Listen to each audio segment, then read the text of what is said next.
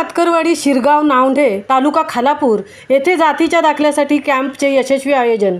कोकण विभागीय आयुक्त डॉक्टर महेंद्र कल्याणकर, जिल्हाधिकारी डॉक्टर योगेश म्हसे आणि अप्पर जिल्हाधिकारी श्री सुनील थोरवे, प्रकल्प अधिकारी श्रीमती शशिकला अहिरराव यांच्या मार्गदर्शनाखाली उपविभागीय अधिकारी कर्जत श्री अजित नैराळे आणि तहसीलदार खालापूर श्री आयुब तांबोळी यांच्या सहकार्याने तसेच उरण सामाजिक संस्था व टाटा स्टील फाउंडेशन यांच्या संयुक्त विद्यमाने मंगळवार दिनांक 2/1/2024 रोजी खालापूर तालुक्यातील घोटिवली कातकरवाडीमधील कातकरी लोकांचे जातीचे दाखले काढण्यासाठी फॉर्म्स भरून घेतले।